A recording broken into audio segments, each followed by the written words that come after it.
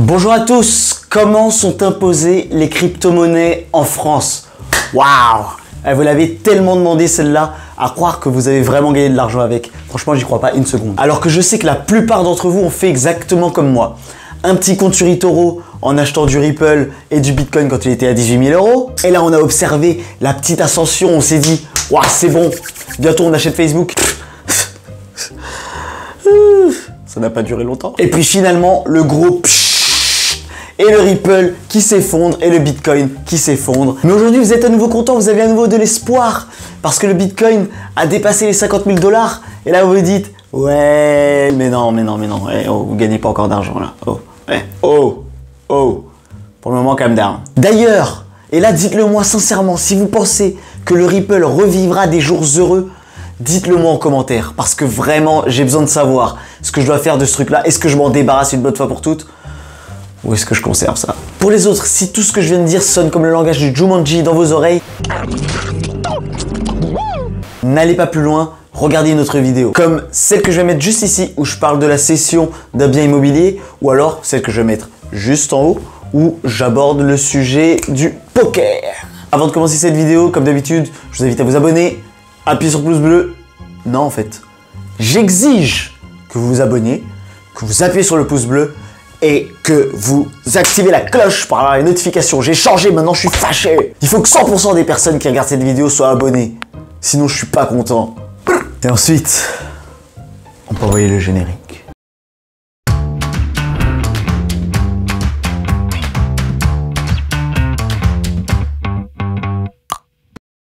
Alors je sais que vous voulez comprendre comment sont imposées vos crypto-monnaies. Mais en réalité, vous ne comprendrez jamais le régime d'imposition des crypto-monnaies actuelles si vous ne comprenez pas la base. Et la base, c'est quoi? La base, elle commence en 2014. À cette époque, Michel Sapin, ministre de l'économie et des comptes publics, est assez méfiant vis-à-vis des crypto-monnaies.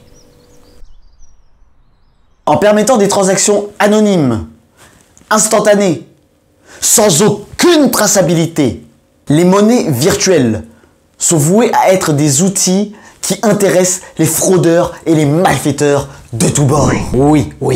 Enfin, Monsieur Sapin, faut quand même relativiser parce que les fraudeurs et malfaiteurs de tous bords se sont bien amusés avec les mallettes de billets en euros ou en dollars, il me semble.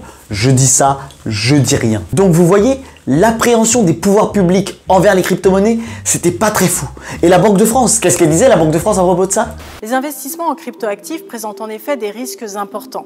Risque de perte financière, risque d'escroquerie en achetant des cryptoactifs qui n'existent pas, risque de cyberattaque car les cryptoactifs sont stockés dans des portefeuilles électroniques qui peuvent être piratés.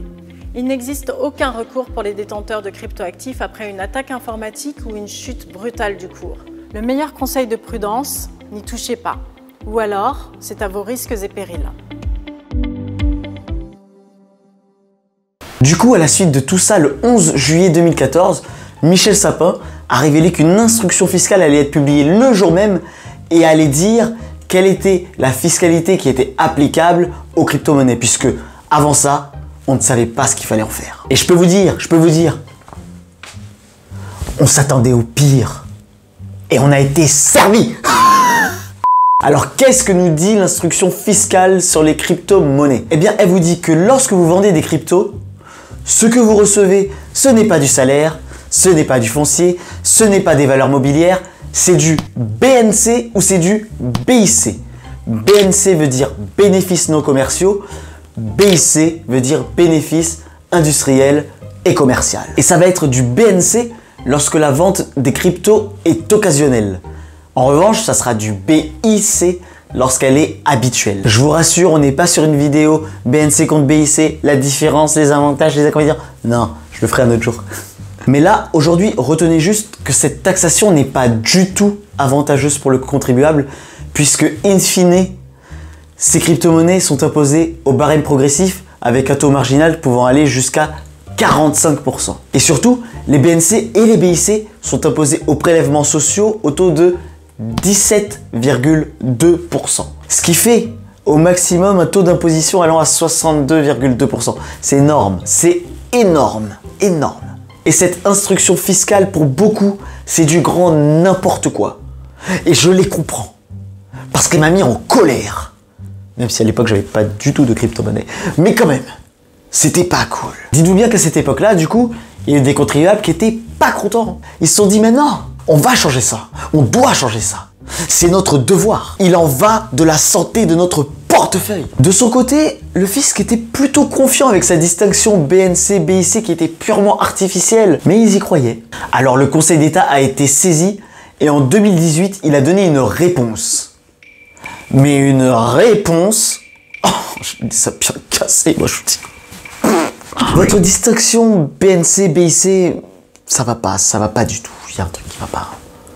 Parce que les crypto-monnaies, ce sont des biens meubles. Et qu'est-ce que ça change à votre avis que ce sont des biens meubles? Eh ben ça change tout. Pourquoi? Parce qu'il existe un régime d'imposition spécifique aux biens meubles, qui n'est ni les BNC, ni les BIC. Donc si le Conseil d'État nous dit que ce sont des biens meubles, ça veut dire qu'il dit que l'administration fiscale faisait n'importe quoi jusqu'ici. Donc bon, je vais pas vous donner 100% tort, hein. On va dire quelque chose. Pour les personnes qui vendent habituellement des cryptos, on est sur le régime des plus-values de cession de biens meubles. Pour les personnes qui vendent de façon habituelle des cryptos, allez, je vous accorde votre BIC.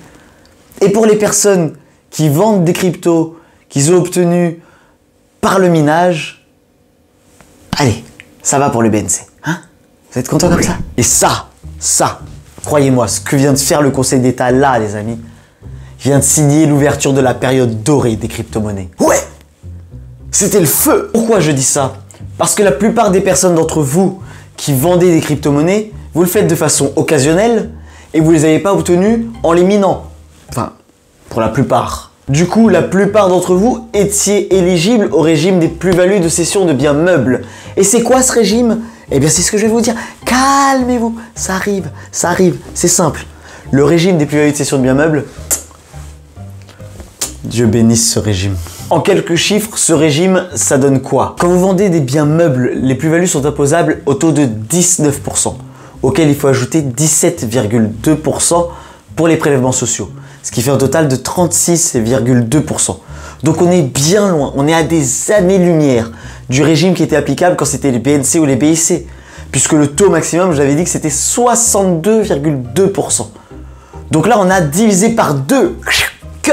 Mais là, j'entends les plus insatisfaits d'entre vous se dire « Ouais, bah finalement, on divise que par 2 la taxation, donc ça va quoi, il n'y a pas de quoi, c'est pas la folie. » Mais si, c'est la folie, parce que vos plus-values de cession, elles sont exonérées jusqu'à un certain montant. Concrètement, dès lors que le prix de vente de vos crypto-monnaies était inférieur à 5 000 €, exonération. C'est pas mal. Il suffisait juste de saucissonner ses ventes. C'était vraiment pas mal. Et vu la valeur de certaines crypto-monnaies à l'époque, c'était très facile de rester en dessous des 5 000 €. Même aujourd'hui, de toute façon, lorsque l'on vend du Bitcoin, on vend une partie, on vend un morceau de Bitcoin, on en vend 0,00001. Donc pour rester en dessous des 5 000, quand on le veut, on le peut. C'était très simple. Et le plus bel avantage de ce régime, c'est que si malgré tout vous parvenez à avoir une plus-value imposable, dites-vous bien que cette plus-value est réduite d'un abattement de 5% par année de détention au-delà de la 2e année. Ça veut dire qu'à partir de la 22e année, exonération totale de la plus-value. Alors vous allez me dire, 22 ans, c'était pas aujourd'hui. Ouais, mais ceux qui ont du Bitcoin là, s'ils avaient une date de fin en se disant, 2040, le Bitcoin il est à moi sans payer d'impôts, il y en a plein qui le garderaient là bien au chaud. Hein. On aurait fait la fête. Mais non, ça s'est pas passé comme ça. Puisque tout de suite après cette jurisprudence, le gouvernement a annoncé qu'il allait déposer un projet de loi pour légiférer sur la fiscalité applicable aux crypto-monnaies. L'idée c'est simple, c'est d'exclure définitivement ce régime d'imposition parce que c'était clairement pas le projet. C'était clairement pas ce que voulait le gouvernement. Mais comme vous en doutez, on parlera de cette loi dans une prochaine vidéo, intitulée « Fiscalité des crypto-monnaies, la fin du rêve ». Oh purée, je trouve des titres comme ça moi maintenant, mais j'ai percé. Bien, je vous invite fortement à liker cette vidéo, la partager, vous abonner, activer la cloche pour avoir les notifications et à regarder la partie 2 qui sortira bientôt dans quelques... je sais pas. À bientôt.